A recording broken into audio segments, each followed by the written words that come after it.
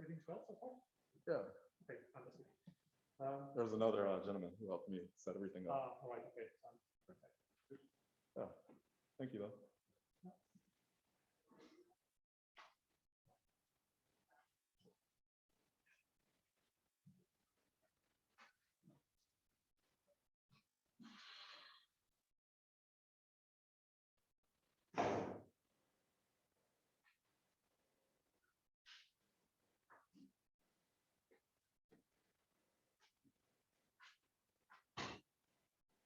Hi.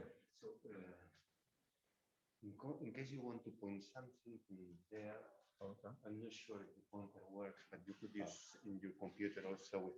Right, the cursor. Yeah, this is one possibility because I think Well, that the with one thing- Carlos Perez, this didn't work, I would say. What was that? No, that Carlos Perez tried to use the Oh, laser really? pointer. It Right. seems that it does not work, Oh, I see. Okay. but you can try. Right. Okay. Well, the one thing that I would point to, I already underlined on my slide. The one thing that I would point to with the pointer. So Yeah, I can just refer to it as the Yeah. underlined portion.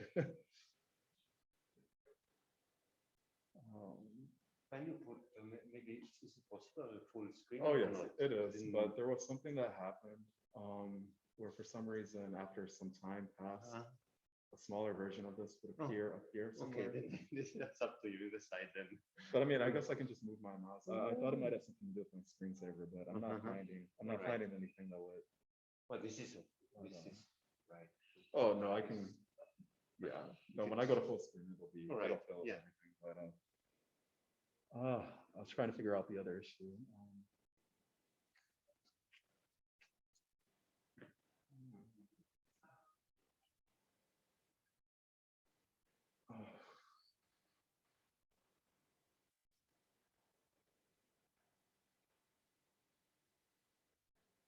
For some reason, I started to think that my talk was at 15 o'clock. No, it's 15. Right, it's 15. But it might have been a good thing because. You know, in the room. right. You were scared. Well, that's what prompted me to check the schedule and actually learn the correct time. This is one of the nightmares of right. Right. Oh boy.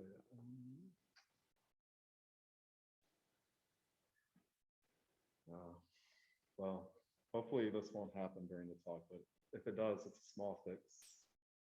Yeah, I can just come over here and move my mouse.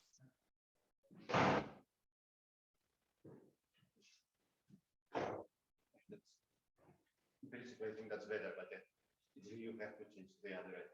Oh no, this is how I want to present. Yeah. It's just that for some reason after about 5 or 10 minutes, you'll see a smaller copy of this in the corner, Oh, but then it goes away when I move my mouse. So okay. I was hoping to figure that out. So you don't have to stay much time. Very general plan. Okay. I'm sure who's the chairman? Maybe one. I will not be there. I see. Okay.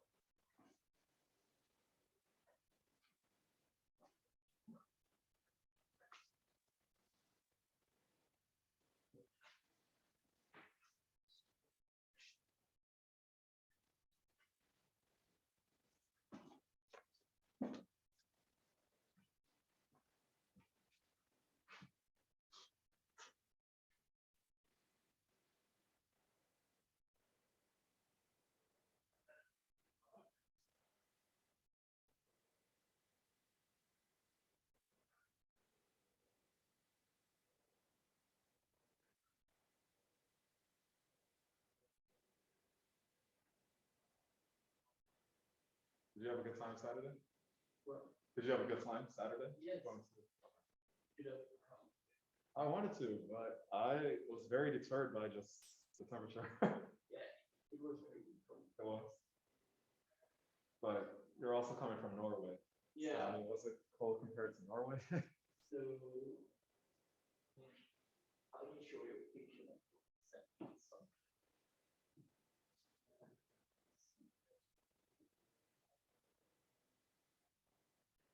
This was Norway.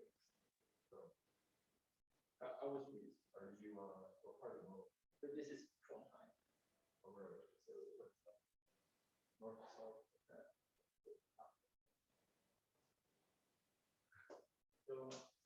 it's like further over there. No, I was really surprised, especially about the market. Apparently, all of it came. It was good. So also because I didn't pack too much.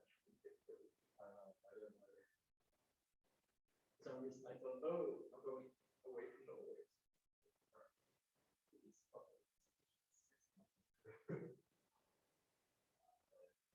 It's even worse is when you leave your colder home environment, you go somewhere that's supposed to be warm, and Yeah. the two temperatures switch. The home becomes warm and it wants to. I arrived last Sunday. So I thought, oh, this is nice. It lasts 2 days.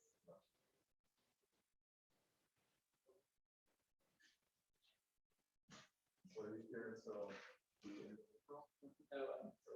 Oh, I'm so I'm heading home.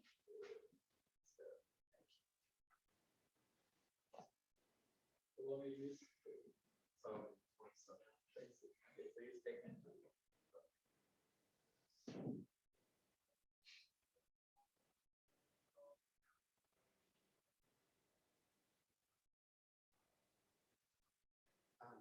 Before to talk, you have to put your microphone, you know. Right. I think I will actually just take my mask off. That's okay. During the talk? Okay. Yeah. I saw Spilana do it. Regulations change. Someone has told me that maybe today is not obligatory. I think that for the speaker is okay. Right. Okay. Yeah, even unusually for people in the audience. Right. I don't know because no, it says there are some papers saying that the mask is obligatory somewhere, but I don't know if these papers are the last ones they were put today or.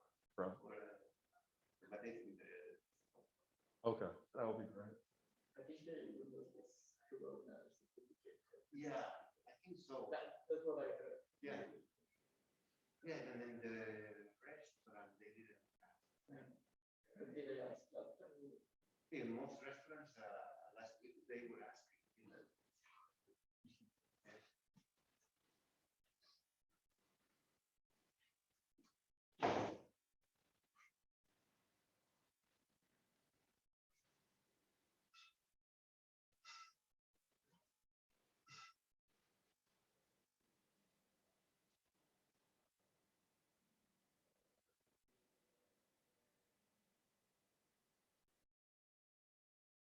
So your Dóminique, your the advisor was Bourgain and Demeter. Right. Is he in Indiana? Right, Indiana. Yes. And now you moved. Then you were there, I guess, and you moved. Right, just 2 states over. So when did you finish? Oh, last year in the spring.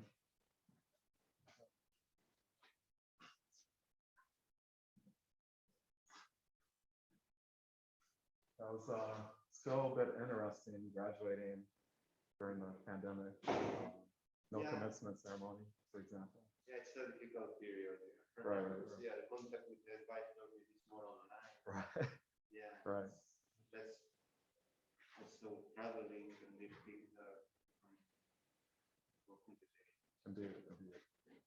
Do you have students graduating this year? Or? Yes, I had one, for example, that here in Europe it is typical that in order to get there is something called European PhD, something like that. And then to get that kind of title, you have to be 3 months abroad. So I had a student that just more or less approached and then she went to the UK and then he was assigned there to standard 2 months.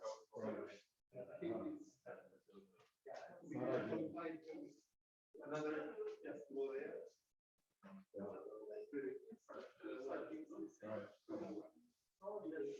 That sounds unfortunate. Yeah. Slowly see that we go. Right. Well, the other point of view is that maybe you have more free to concentrate. Exactly. Right. Learn the beauty of science.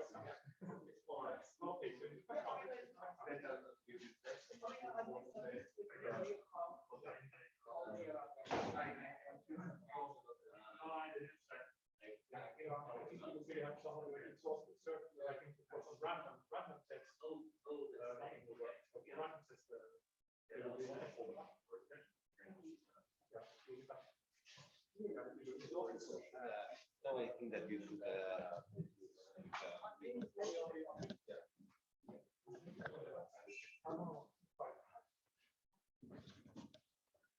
You have to mute the volume here because it will Okay. enter the sound and the volume. Not the image. Well, not the screen. Oh, I did that. That's fine.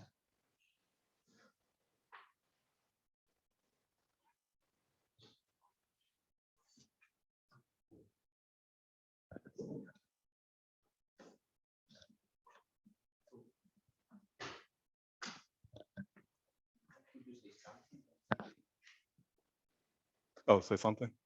Okay. Okay, so welcome back everybody to the afternoon session of the first stage.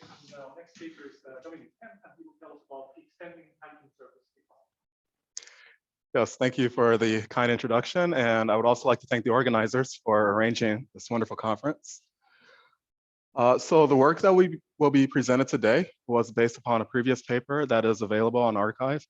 And this same work will also be, well, the new results that I'm presenting today will be posted on arXiv very soon, in the very near future. Okay, this is my outline for the talk. So again, the third section concerning there, that proof is already available. It's on arXiv, or rather, a different form of that proof is available on arXiv. But a good portion of this talk is directed towards showing that this same proof can be worded in a different language, and that same language extends much more readily to higher dimensions, and enabling us to solve the full dimensional case for this particular class of surfaces. Just out of habit.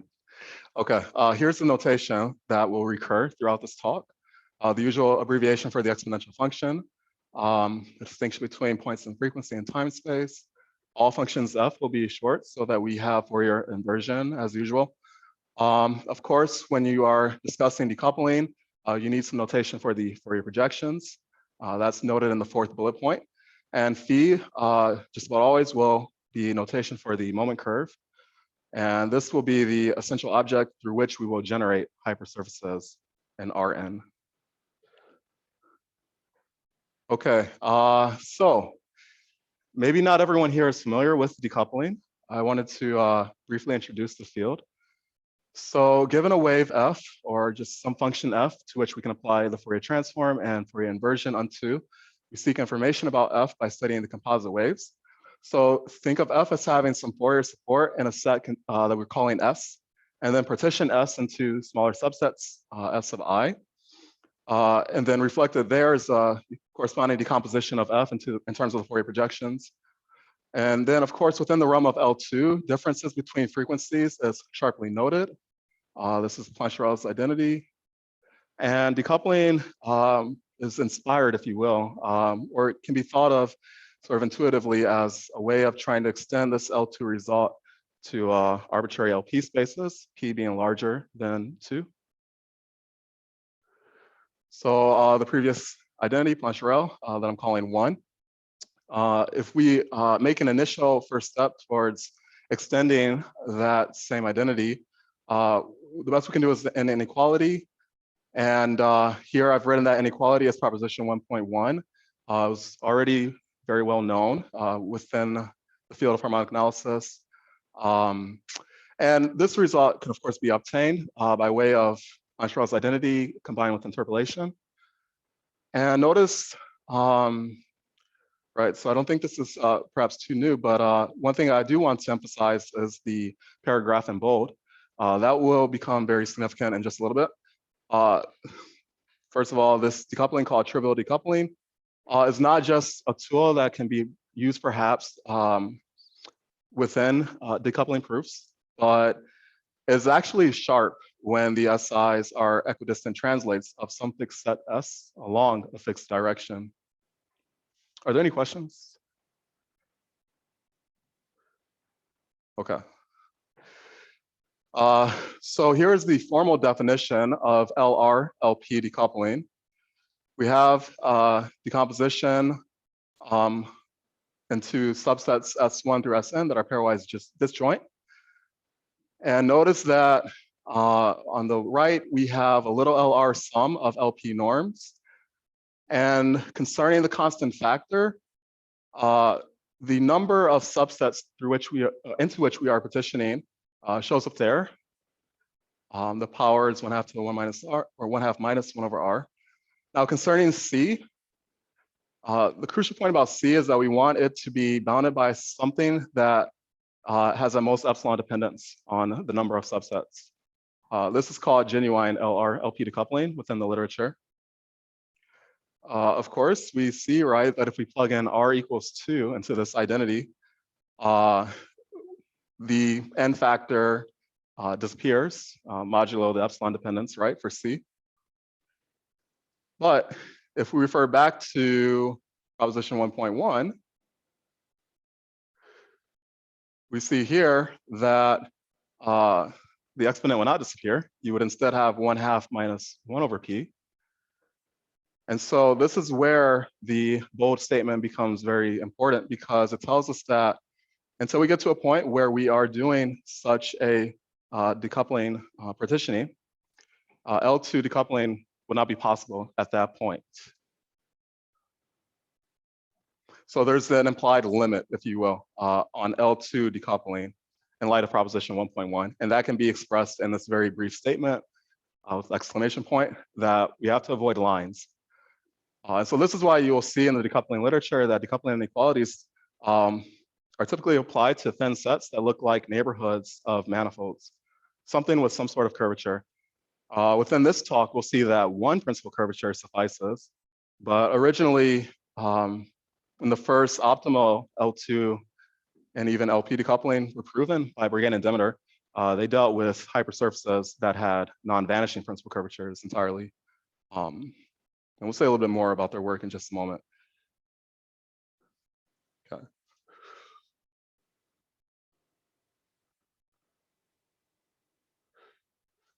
So let me briefly digress to also write something that will become important. So one thing that is very key about decoupling or current approaches to decoupling proofs has to deal with exploiting the iterative aspect of decoupling. So namely, let's say that we have our usual subset S that we're splitting into S sub I. And in turn, we'll partition each of these into smaller subsets.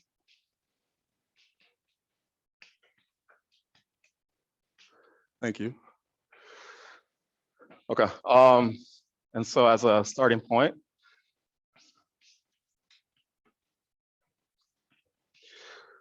we have this given inequality.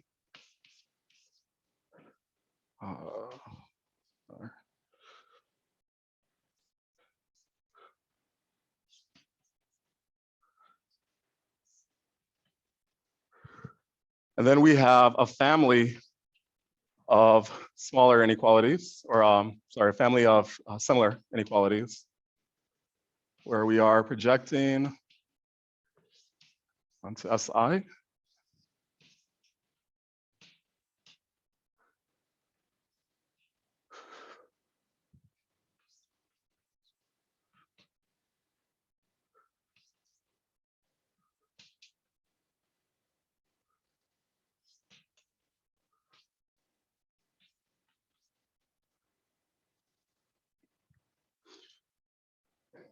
And the point is that you can combine these two inequalities. So, right, every such term here is occurring there.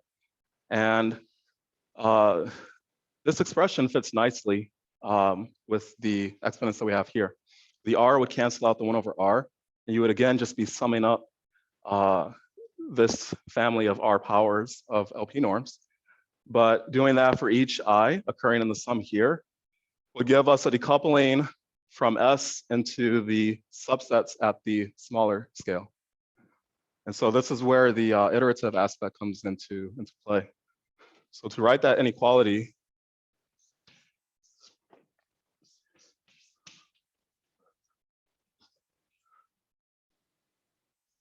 just for the sake of convenience, let's take the constant to be the max over ij.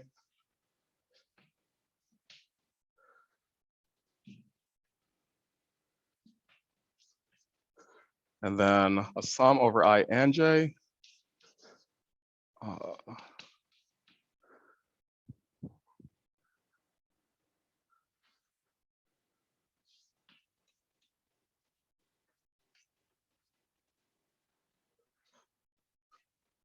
Okay, so hopefully that's clear. Rather, maybe it's a hope that everyone can see it.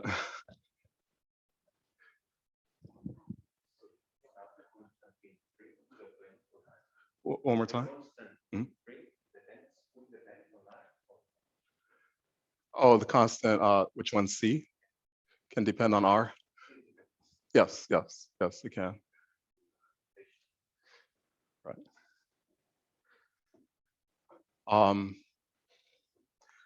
But well, in terms of how it's actually written, so this inequality is, as written here, is only true up to, from 2 up to some critical Lebesgue index.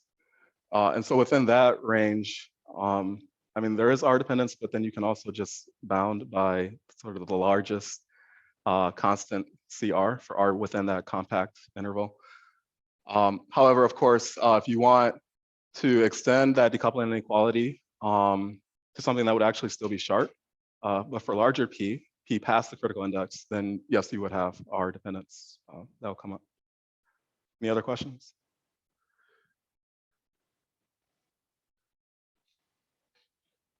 Okay.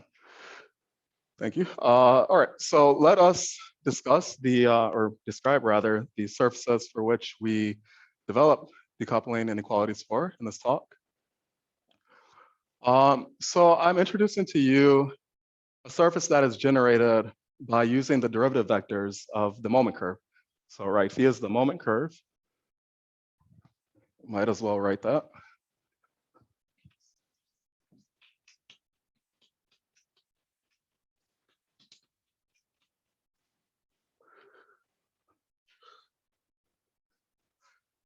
And I just, for convenience, wanted to give you guys an idea of what this parameterization looks like. So below we have it in 5 dimensions. So the moment surface is a sort of prototype, if you will, that we're using for stepping into the very broad realm of 0 curvature surfaces and R4 and higher.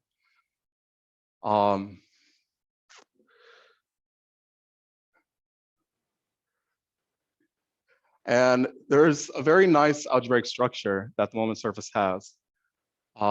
There's many things that make the moment surface ideal to sort of attack first concerning decoupling. It has this algebraic structure. It's also a very good model of many more 0 curvature surfaces. And this was mentioned in the previous paper that's on arXiv, decoupling for 0 curvature surfaces. Right, so this lemma, let's discuss it briefly. The map A, notice that it looks similar to the Taylor expansion of a function, well, even phi itself, except here we replace what would be t, if you will, to like the power j, perhaps. We replace that with the coordinate variables. And in essence, what this map does, besides rescaling in each component, it essentially takes the standard basis vector and maps those vectors individually to the first n derivatives of the function phi. Phi is the moment curve again. All right, and the statements are telling you that the action of A upon the moment surface amounts to translation in the T variable, whereas this action on F, a function F, has no impact concerning the LP norm. That last point it could be weakened for the sake of what we need concerning decoupling. It will be enough just to know that there's some constant C that makes this inequality true, because decoupling, as written, has a nice scale invariance. But just as a sort of cute observation, we might as well compute it to be a constant 1. Any questions about this? Okay. So we're still discussing the last lemma, and it may not entirely be clear why I gave you that lemma, other than just perhaps it seems interesting. But this is a point, namely that last sentence on this slide. This lemma gives us possibilities for self-improving decoupling error,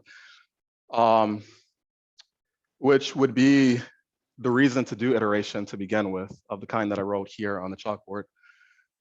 Right, so notice that when you have a function Fourier supported over a cap, and caps are defined generally as given here, you can apply this map A to move your cap somewhere else, starting at t equals 0. And in this way, your the t length of the cap would now become an upper bound on the t variable for the cap. So that's the insight into why this decoupling error becomes self-improving. And well, yes. Oh, right, yes, the JIs. That's a good question. So the JIs, the parameterization mode X, right? It has for input variables T, and then also S variables, S1 through Sn-2.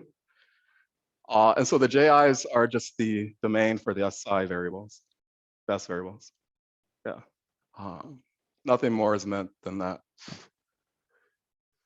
Any other questions?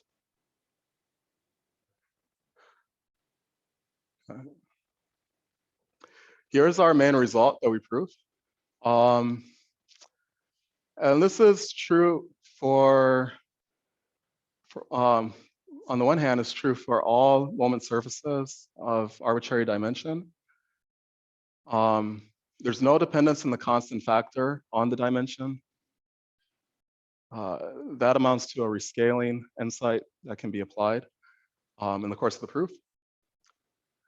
I mean, I guess I haven't told you what we're actually decoupling. I mentioned it briefly before, but above, right, there's a definition of the delta neighborhood of a moment surface.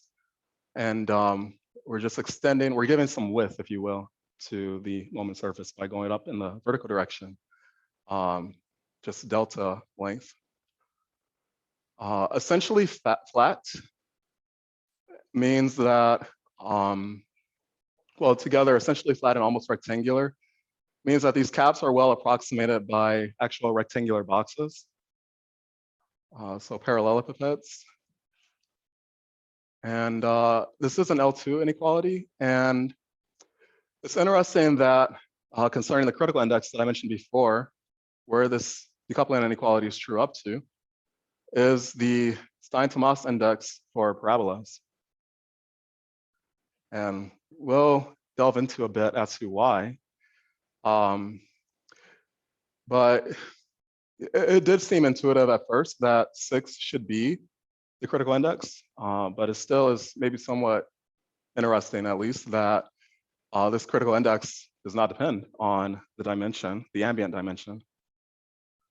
Yes? What is the critical index for the moment curve? Oh, right. Sure. So the critical index,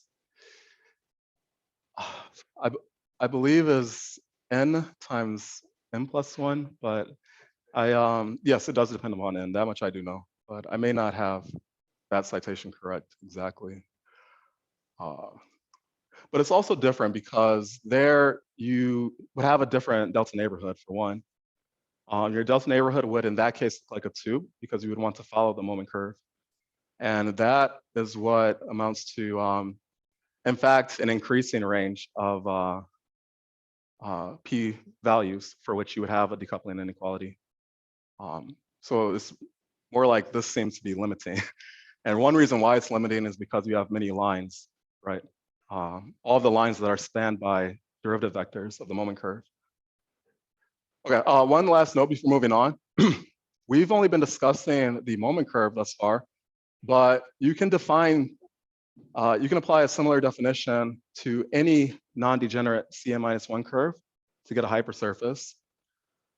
I'm still not quite sure what the name is for these sort of surfaces. I'm just calling them hypersurfaces generated by a curve. But yes, this theorem is also true for such surfaces. And how that is obtained is you use the result for the moment surface as a black box to get the result for the general hypersurface generated by a curve. Are there any questions? I thought about this moment surface. Maybe besides that, the problem AIs. So is this the entire moment surface, or It's a compact piece of it. Yes, thank you for clarifying. I forgot to mention that on the slide. Yes. Yes. So to repeat the question, it was asked whether or not the theorem here applies to the full moment surface or a compact subset of it, and the answer is that it applies to a compact subset of the hypersurface. Any other questions? Okay. In 2014, the first optimal L2 decoupling theorem was provided. Of course, Wolff, about 12 years or so earlier, introduced decoupling, proving it for the cone in a limited range, somewhat limited. But Bourgain and Demeter very recently proved this theorem, and they proved it for the paraboloid, excuse me. They proved many other wonderful, very broad decoupling theorems. For this talk, we just need the result for the paraboloid. And in fact, that's even too much generality for us. We just need this result for the parabola, the one-dimensional curve in R squared. And so when n is 2, the critical index becomes 6, corresponding to the 6 that we had for our previous theorem. And this theorem is our starting point for the proof of the previous theorem that you saw. Okay. Hopefully the statement is clear what's happening, right? In particular, if you are applying this theorem for its 3-dimensional or 2-dimensional version, then your elements tau in the decoupling partition are going to just be sets that project onto the C1 axis as intervals of length approximately delta to 1/2. And then otherwise, this is our usual L2 decoupling inequality that you've seen before today. Okay. So we want to employ this theorem for our purposes, and that's going to amount to viewing, somehow arranging scenarios where we have a parabola, something like a parabola, approximating a given subset of our moment surface. I'll explain more about this. So actually here is our first step in that direction. Hypersurfaces are not one-dimensional, of course. They're n-1 dimensional. But again, they have all these lines that extend in various directions, transverse directions, in fact. And so it's maybe a good step first to think about whether or not the surface looks like parabolic cylinders. And so it's nice to rearrange our previous theorem, the theorem of Bourgain and Demeter, as one that applies to parabolic cylinders. And this is really just a corollary of the previous theorem. Nothing too novel, too new is needed for the proof. It's going to be Fubini's theorem applied with Minkowski's inequality. And the key point is that E is what we are thinking of in terms of neighborhood width. So it's what's imparting thickness, if you will, around the hypersurface, the parabolic cylinder. And so that same E shows up here for the decoupling constant error, of course, and also concerning the size of the theta caps or decoupling partition elements.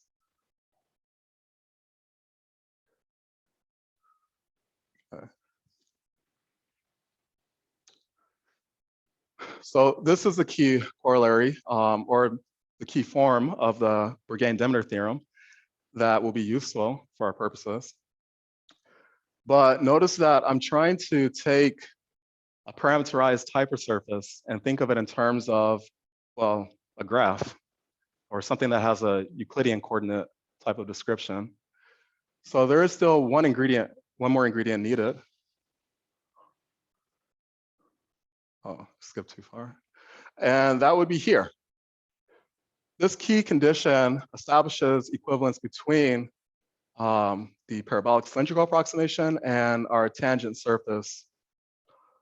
So just the partial derivative relative to the same variable needs to be approximately 1. And when that holds, you can rephrase the previous corollary as saying that when a cap lies in the neighborhood of some parabolic cylindrical neighborhood, where the parabola is occurring in the ith component factor,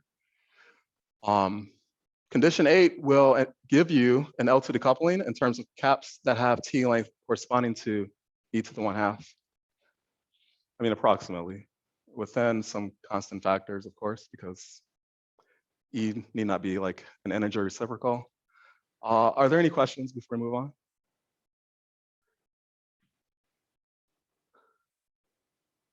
Okay. So lemma 2.5 is our core ingredient for what follows. Now, in previous work, we proved the main result of this talk, Theorem 2.2 for moment surfaces and more generally hypersurfaces generated by a curve.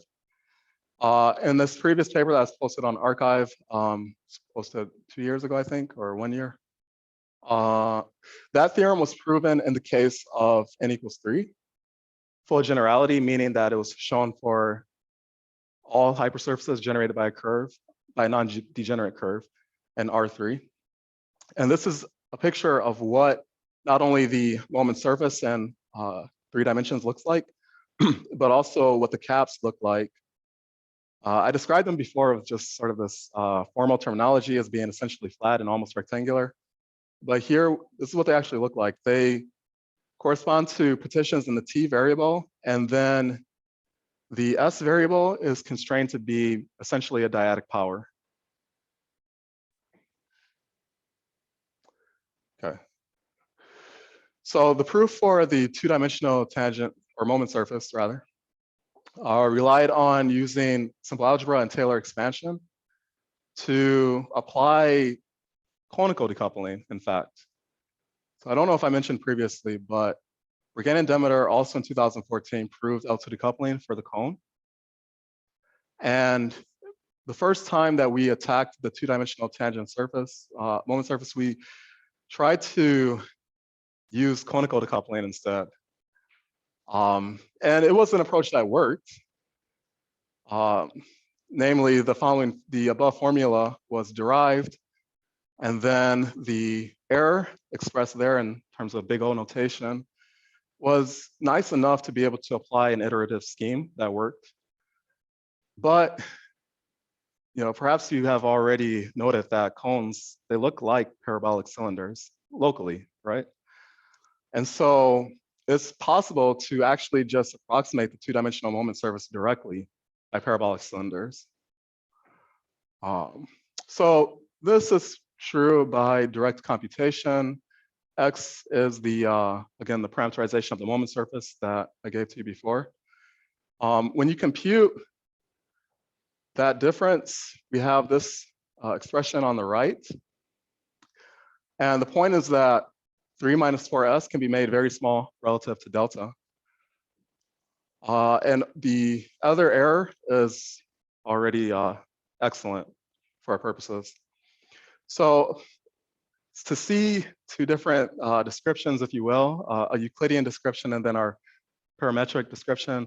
To see those simultaneously may seem a bit jarring at first, but if I may just go back to this previous slide, the condition that I gave here, when we see this condition holding, it should enable us to think of that CI variable essentially being the T variable for decoupling purposes. Distances in the CI variable are essentially the same as distances in the T variable, according to this identity.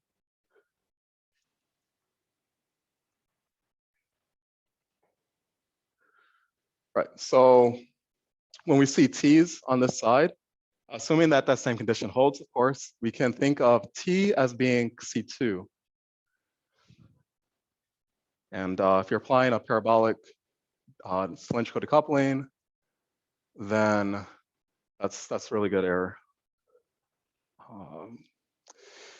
So to get started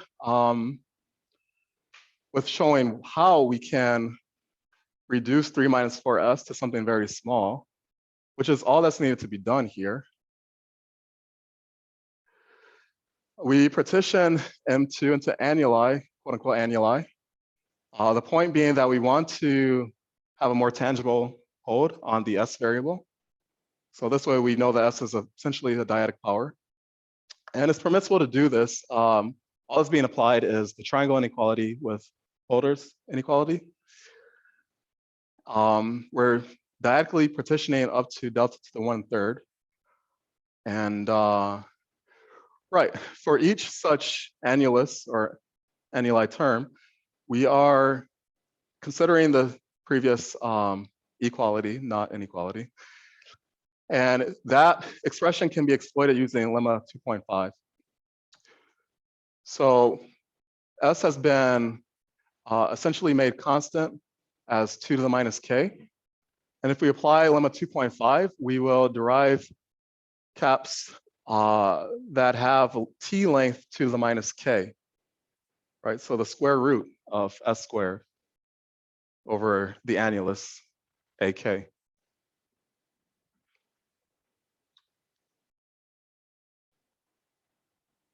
Any questions?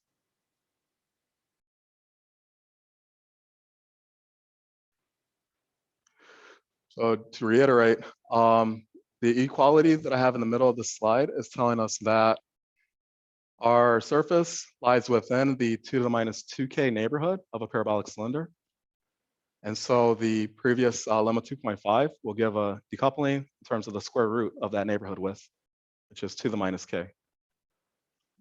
And then the condition that I gave you before, the one that establishes an equivalence between the C1 variable and T, that applies automatically because the first component of X is just T plus S1.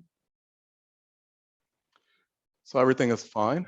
And moving forward, our caps are now small enough to where we can rescale profitably. We have to do a smaller partition. And again, the main goal is to, get our S parameter to be within delta epsilon of 3/4. And so this is why initially I partitioned the caps that I just derived. I partitioned them along the S variable into intervals that have length 2 to the minus k times delta to the epsilon. And then this rescaling pushes that interval to an interval around 3/4 that has length delta epsilon, delta to the epsilon.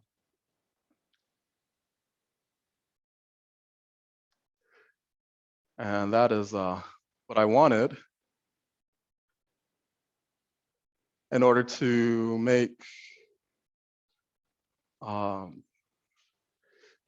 this term here something that is O of delta to the epsilon times t squared. And so this is the scenario that I wanted originally, and I've obtained. You're seeing a delta prime. That corresponds to the fact that we rescaled, right? And we rescaled in the C3 variable in particular. So necessarily our delta parameter will also increase because you're applying the map to the whole delta neighborhood of those caps delta 1. And this is really good error for iterative decoupling. So what would apply at this point is the so-called Promenick-Seeger induction on scales. And that argument is what would observe identity 10 as being very good error for decoupling purposes. Delta prime is the target, and we reach that in at most 1/epsilon steps, which is an entirely permissible number of iterative steps. In particular, it doesn't cause the blow up on our decoupling constant to be too large as you take a lot of C epsilons and delta to the minus epsilons and multiply them that many times. Any questions before I continue?